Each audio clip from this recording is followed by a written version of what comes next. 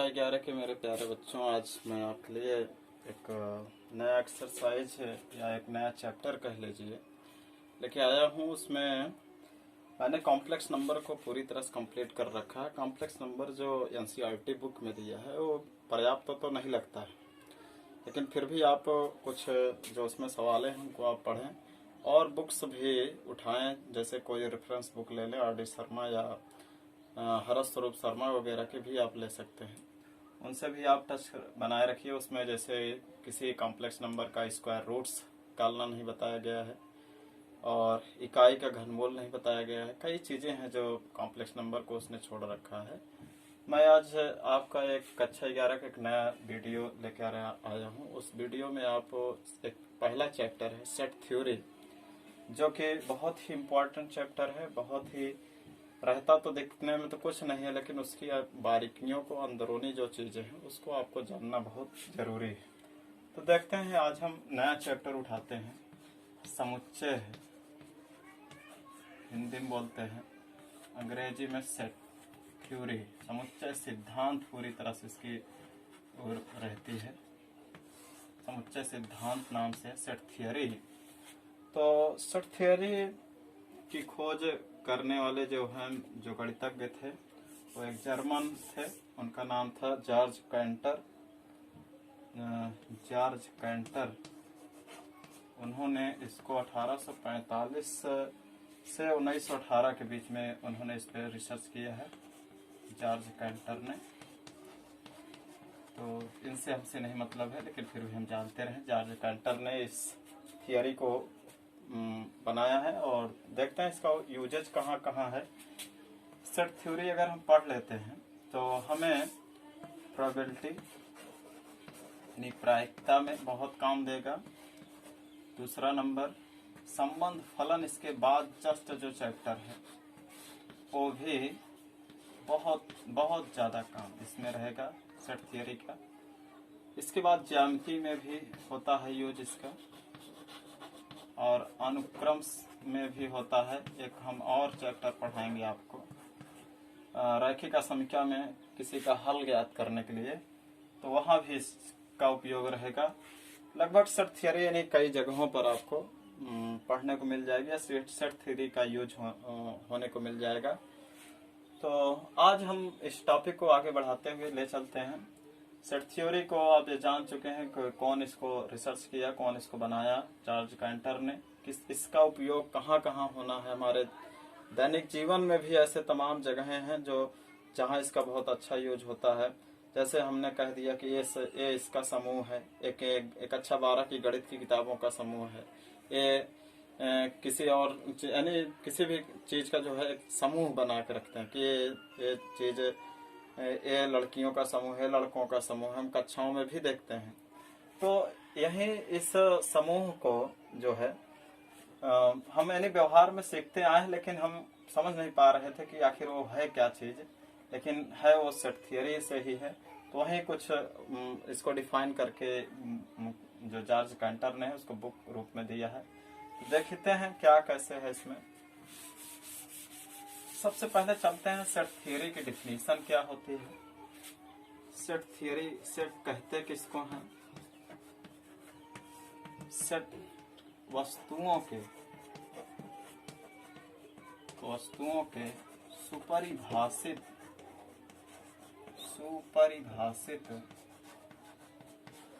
समूह या संग्रह को, सुपरिभाषित समूह या संग्रह को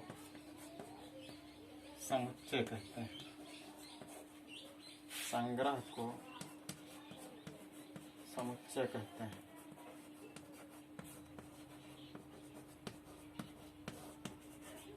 वस्तुओं के सुपरिभाषित समूह या संग्रह को जिसको हम अच्छे से डिफाइन कर, वेल डिफाइंड जिसको कर सकें, अच्छे से डिफाइन कर सकें, वो सुपरिभाषित समूह यानी ऐसे समूह जिसको हम वेल डिफाइन कर सकें, अच्छी तरह से बता सकें, ऐसे समूह या संग्रह को क्या कहेंगे?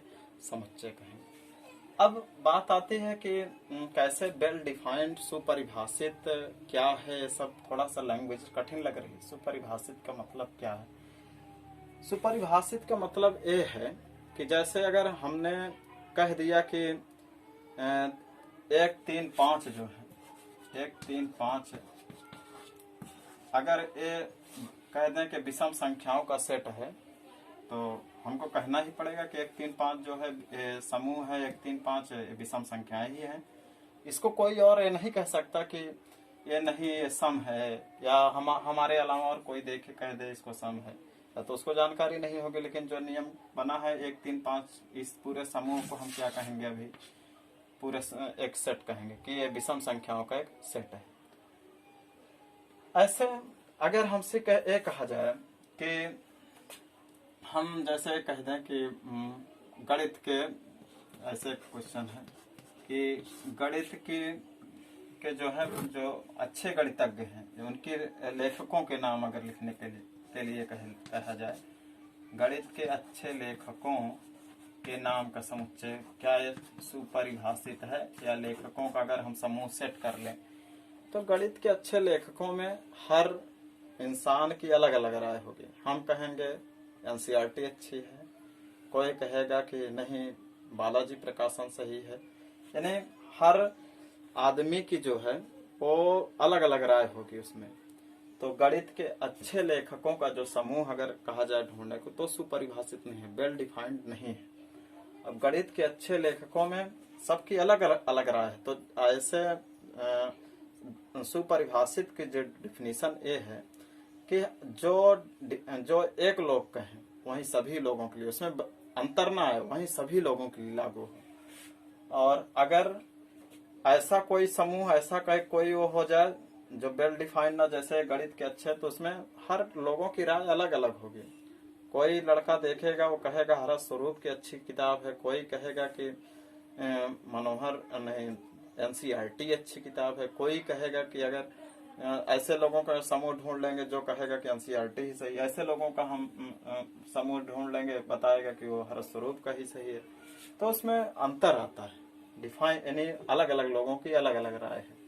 कोई अगर हम कह दें हिंदी के 5 प्रमुख कवियों का समूह अगर, या हिंदी के प्रमुख कवियों का समूह अगर कह दें, तो प्रमुख कवि या किसी ऐसे कह दें हिंदी के प्रमुख श्रृंगार रस वाले कवियों का समूह, तो हर लोगों का अलग अलग राय होगी कि हमको तो सूर्यकांत त्रिपाठी निराला अच्छे लगते हैं, वो कहेगा कि हमको ये अच्छे लगते हैं, कोई और कहेगा, तो उसमें अंतर रहेगा।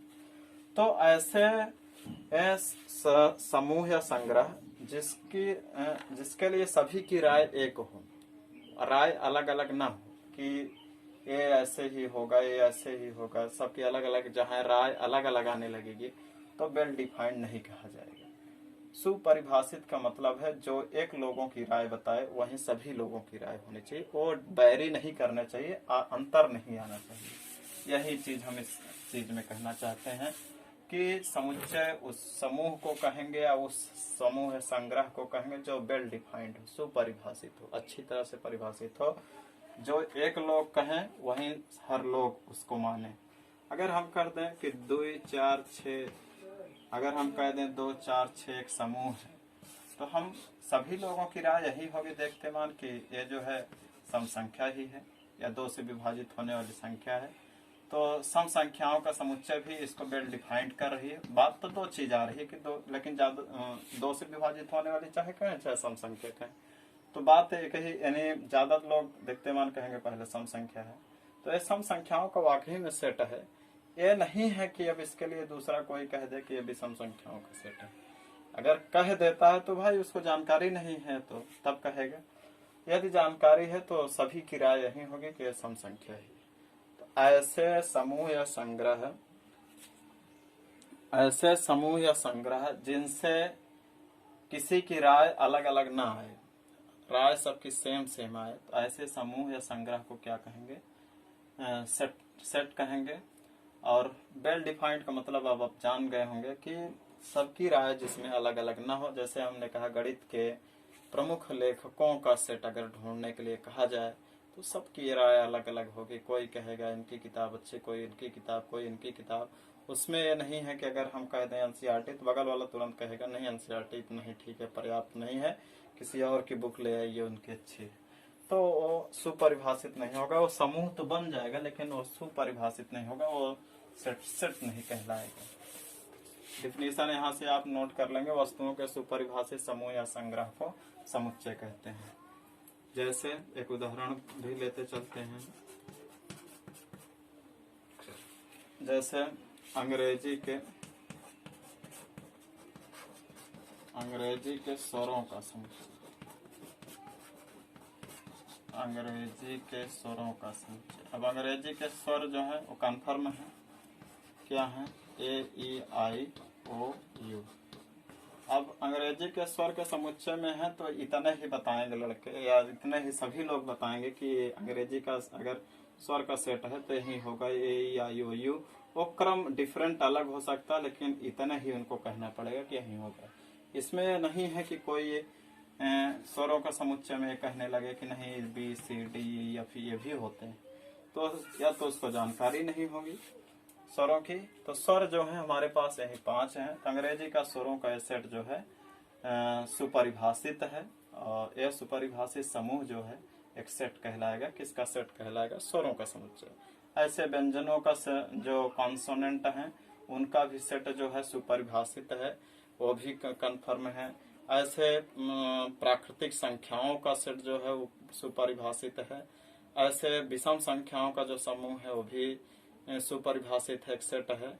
ऐसे मान लीजिए महीने में आ जाए जनवरी फरवरी, महीनों का सेट जो है वो भी सुपरिभाषित है, जनवरी से लेकर के दिसंबर तक। इसके अलावा क्या मंथ कोई चेंज होते हैं? नहीं होते हैं। ऐसे सप्ताह के दिनों का समुच्चय वो भी सुपरिभाषित है। इसी तरह से यानी कि कह दें कक्षा के, अगर ये कह दें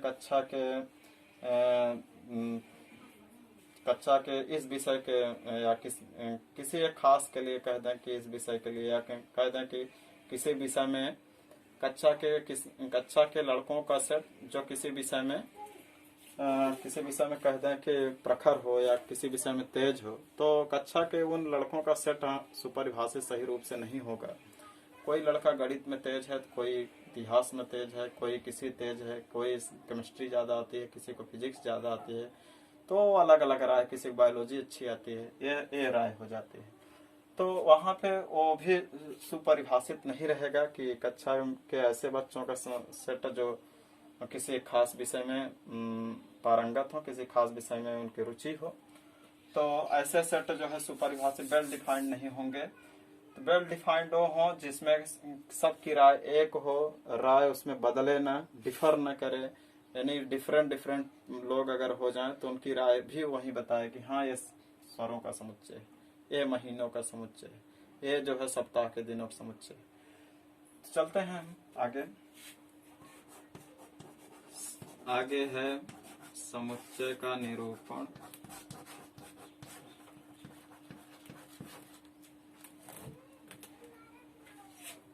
समुच्चय का निरूपण। प्रिय बच्चों, समुच्चय का निरूपण हम कैसे करते हैं? किसी भी सेट को जो है, यानी किसी भी सेट में जो वस्तु या वस्तुओं का जो समूह होता है, जो वस्तु होते हैं, उनको हम अवयव कहेंगे या सदस्य कहेंगे। इनको हम अवयव या सदस्य, ठीक है, ऐसे कहेंगे कि ये अवयव है, ये अवयव है, ये अवयव है। और किसी भी समुच्चय को जो है हम हमेशा कैपिटल से व्यक्त करेंगे। जैसे इस समुच्चय को, स्वरों के समुच्चय को जब भी लिखें हम कैपिटल ए से, और इसके अंदर के जो अवयव होते हैं उसको हमेशा स्मॉल लेटर से। तो इस सब बातों को हम ध्यान दें। समुच्चय को अंग्रेजी के बड़े अक्षरों से प्रदर्शित करते हैं। बड़े अक्षरों से प्रदर्शित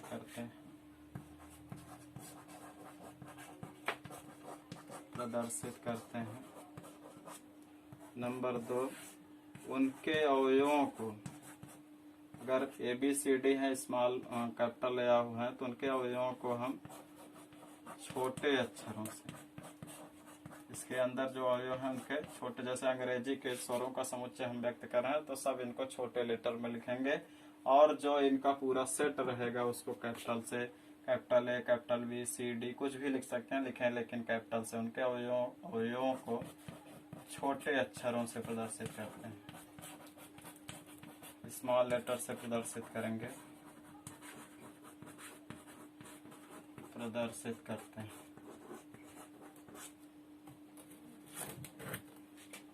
आगे देखें आप,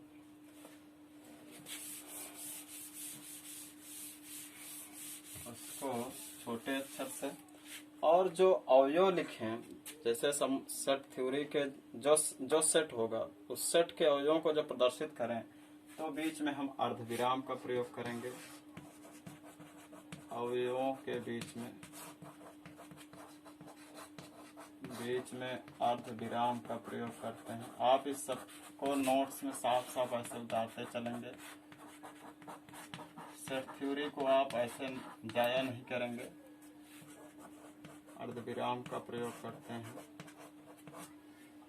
और जितने अवयव हैं उनको हम मझले कोष्ठक में बंद करके रखते हैं। और अवयवों को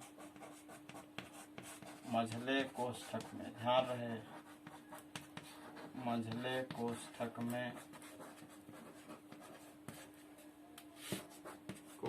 में रखते हैं। अर्थात कुछ इस तरह से डिनोट रहेंगे, जैसे ए, बी, सी, डॉट डॉट, मझला कोष्ठक बंद। कोई भी अगर सेट, अगर जैसे अंग्रेजी के अक्षरों का समुच्चय अगर देखना हो तो हम इनको सबको मझले कोष्ठक में अवयव small small B small C dot dot X Y Z तक अगर लिखना हो, और एक जो है सेट इस पूरे अवयवों के समूह को हम कैपिटल ए से व्यक्त करेंगे। यानी जो सेट होगा बड़ा सेट, उसको बड़े से लिखेंगे, और जो उसके अवयव होंगे उसके अवयवों को कैसे छोटे अक्षरों से प्रदर्शित करेंगे। और सेट को जब व्यक्त करते वक्त अवयवों के बीच में अर्धविराम का प्रयोग यानी कामा का प्रयोग करेंगे, और उसको हमेशा मझले कोष्ठक में रखेंगे। इस तरह से हम यहाँ तक पहुंचे। आगे देखेंगे आप,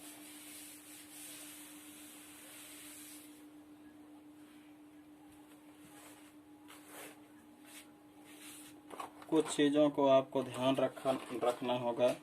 जैसे अगर हमसे कहा जाए कि प्राकृतिक संख्याओं का समुच्चय,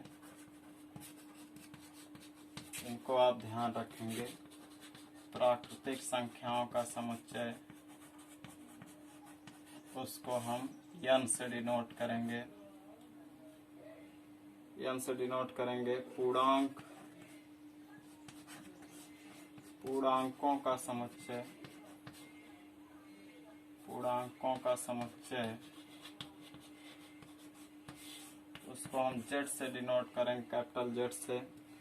धन पूर्णांकों का सेट अगर कहा जाए, धन पूर्णांकों का समुच्चय, तो उनको हम Z प्लस से डिनोट करेंगे। ऋण पूर्णांकों का सेट अगर कहा जाए, ऋण पूर्णांकों का समुच्चय, तो उनको हम Z नेगेटिव से।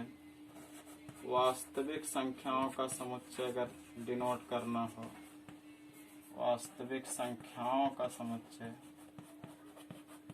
तो उनका हम प्रदर्शन कैसे करेंगे? इनको तो आप जानते ही होंगे। समुच्चय R से, अगर धनात्मक वास्तविक संख्याओं को कहा जाए R प्लस से। और कुछ और भी हैं, जैसे परमेय संख्याओं का समुच्चय जो है, परमेय संख्याओं का समुच्चय, उसको हम किससे डिनोट करेंगे? Q से, कैपिटल Q से। इस तरह से कुछ हमने आपको बता रखा है, और प्लीज इसे आप नोट कर लेंगे जल्दी से। आगे बढ़ते हैं हम।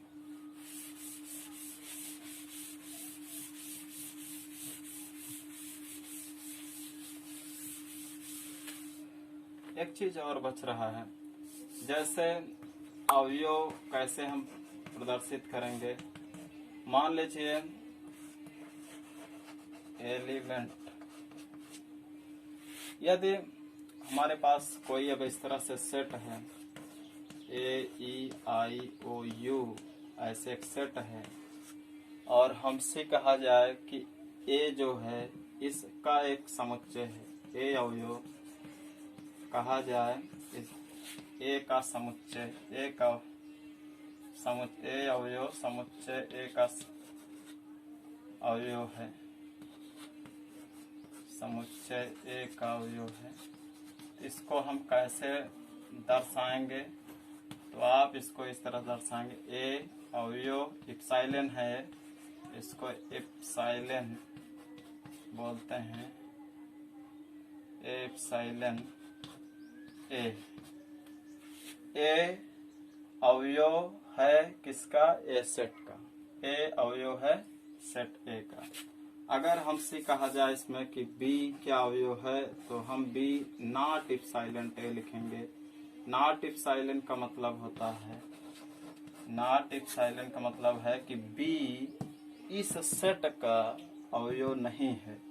नॉट इप्सिलॉन का मतलब अवयव नहीं है, और इप्सिलॉन का मतलब होता है अवयव है। ध्यान देंगे, बहुत बड़ी चीज है। ए जो है अवयव सेट ए का सेट ए का अवयव है, सेट ए का अवयव है, हाँ, एलिमेंट लगाएंगे बीच में। बी सेट है ए का नहीं है, तो नॉट एलिमेंट। बी इसमें इस सेट का अवयव बी नहीं है, तो B is not B not epsilon या इप्सिलॉन नॉट ए के, और ए इप्सिलॉन ए के। तो ए इप्सिलॉन ए का मतलब ए अवयव है सेट ए का। बी नॉट इप्सिलॉन ए है, बी अवयव नहीं है ए का। तीन सब चीजों को, छोटी छोटी बातों को थोड़ा सा आप केयर करते रहेंगे। अगर हमसे कहा जाए कि आई के बारे में आपके क्या विचार है, तो आई एलिमेंट है किसका? ए का। ओ क्या विचार है? ओ और ए से क्या रिलेशन है? ओ एलिमेंट ए कर देंगे। अगर यही कर दे यम का इस सेट से क्या है से रिलेशन हो सकता है, तो यम इज नॉट एलिमेंट ऑफ ए, यम अवयव नहीं है इस सेट का। ऐसे इसी तरह से, यानी कि जो अवयव हैं उनको इप्सिलॉन, और जो नहीं है इप्सिलॉन को काट देंगे तिरछा, तो नॉट इप्सिलॉन हो जाएगा। चलते हैं, इसको भी आप ध्यान रखेंगे। कॉपी नोट्स में जैसे जैसे हम लिखा रहे हैं पूरा आप नोट करते चलेंगे। आगे देखते हैं समुच्चय को कैसे निरूपित करते हैं, कैसे उसको व्यक्त करते हैं, या समुच्चय को व्यक्त करने का क्या क्या तरीके हो सकते हैं। तो देखें,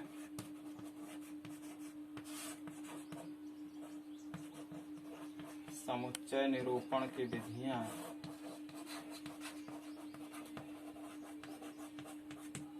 समुच्चय निरूपण की विधियां दो हैं। एक रोस्टर विधि है, रोस्टर फॉर्म,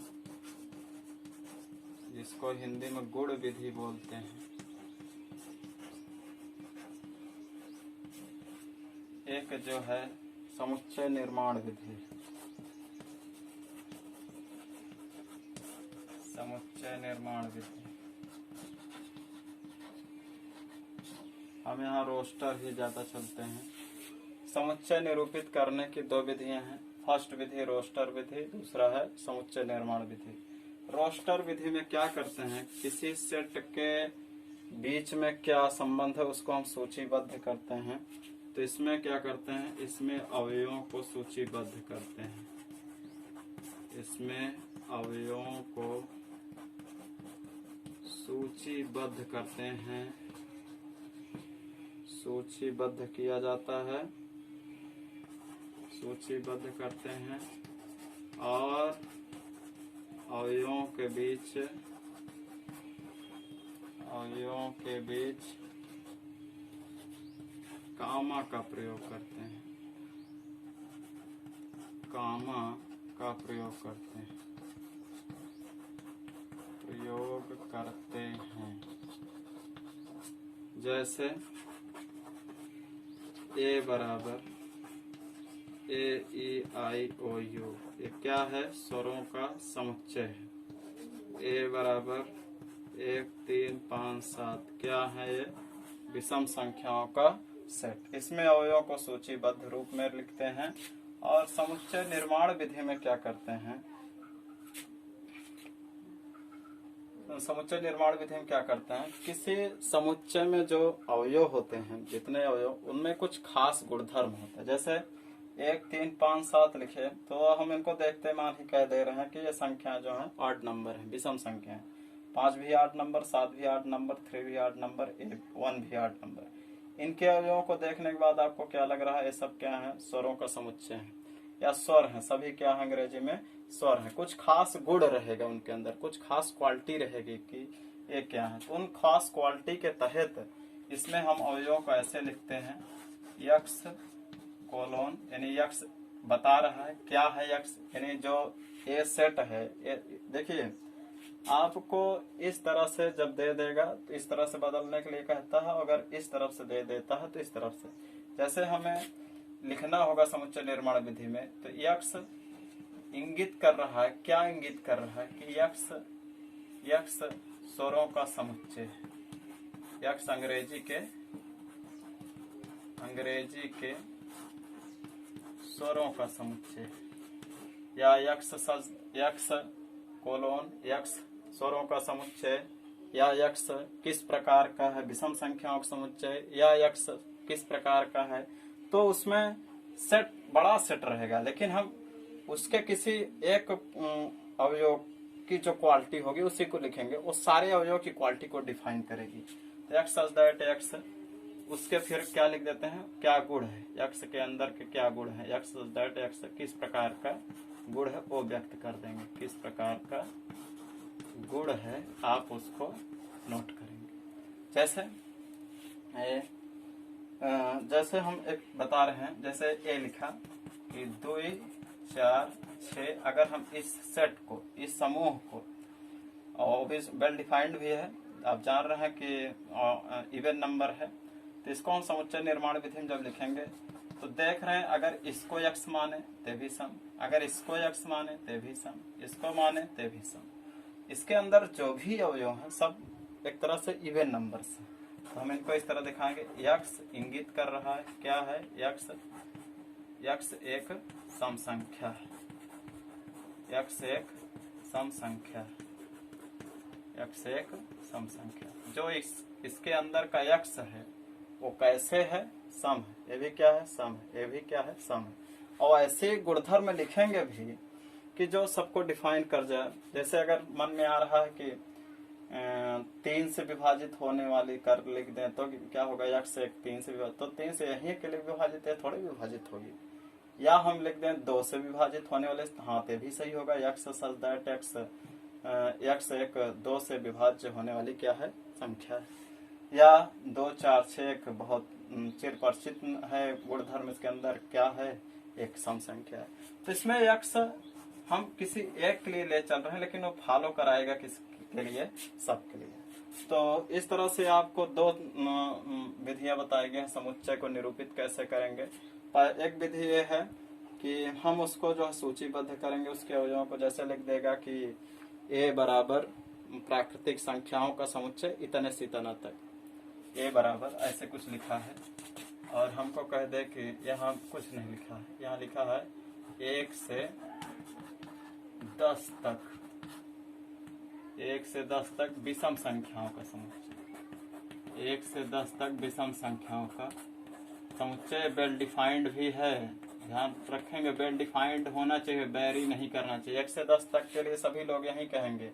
कौन कौन से 1 से 10 तक के अवयव होंगे, तो आप समझ रहे हैं 1 से 10 तक, 1 हो जाएगा, 3 हो जाएगा, 5 हो जाएगा, 7 हो जाएगा, 9 हो जाएगा। इसके अलावा और क्या कोई और कुछ बता सकता है, कोई नहीं बता सकता है। 1 3 5 7 9। तो जब इसको हम रोस्टर फॉर्म में लिखेंगे, तो रोस्टर फॉर्म में इस तरह से लिखेंगे, रोस्टर विधि से ए बराबर जितने अवयव हम सीरियलाइज से लिख देंगे 1 से 10 तक कितने विषम संख्या आएंगे, 1 3 5 7 9, ये आपका रोस्टर फॉर्म हो जाएगा। और अगर हमको कहा जाए कि समुच्चय विधि में लिखें, तो उसको लिखेंगे यक्स सच दैट, या यक्स इंगित कर रहा है यक्स, या यक्स कोलोन यक्स क्या है, यक्स किस प्रकार की संख्या है, विषम संख्या, यक्स एक विषम संख्या है, यक्स एक विषम संख्या है, विषम संख्या है,